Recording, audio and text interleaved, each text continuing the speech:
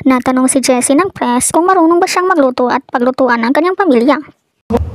Yes naman. Natanong din si Jessie kung marunong ba siyang mag-grocery.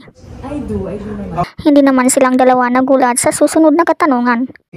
500 pesos daw yung Noche Buena. My goodness! Sabi ko na nga ba itatanong. Kasha ba daw yun? Sinabi ni Luis sa akin kagabi, alam mo itatanong yan. Kasi lahat tinatanong. Alam mo, honestly for me, no. Hindi na talaga.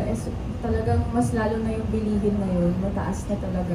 And I kind of disagree talaga. Actually, no, not kind of. I disagree. Kasi ako ang ng expenses sa bahay eh. So pag nakikita ko talaga, hindi mo pala kamahal yung prutas. At saka yung karne. So sabi ko, ang hirap na rin talaga. Kung 500, I don't think talaga kasha lang. So no. Hindi din sumang-ayon si Luis kahit na sinabi ng DTI na para sa 4 lang na miyembro ng pamilyang 500. Ikaw, anong masasabi mo dito? Ikaw, love.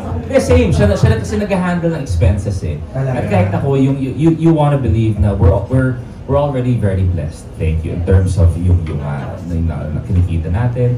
Pero minsan tumingin ka, whether it be kuryente o ganyan, hindi talaga na mapapansin mo rin talaga. So I think na siguro there was di ba naglabas pa nga sila ng picture ng mga produktong pwedeng bilhin na papasok. And siguro what happened was, siguro iniisip na Noche Buena for 2 lang. Baka pwede isip for 2. But ang Filipino setting naman talaga. For 4 daw. Okay. Well, talaga kung sabi nga ni How yung sa budget, kami nga binabudget namin ng gusto yung aming grocery. So it's gonna be quite challenging na ipagkasya mo para sa Noche Buena. Tayo pa, Pinoy pa, hindi tayo natatapos sa 4. Merong darating sa bahay talaga. Correct. Kasi si Nikki daw, mag-Noche Buena. Kaya, Nababadya siya.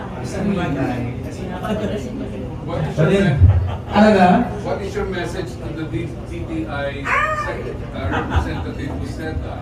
No, I think naman after everything that has been said and done on social media, I'm sure nabasa naman ni Secretary yan, lahat ng yan.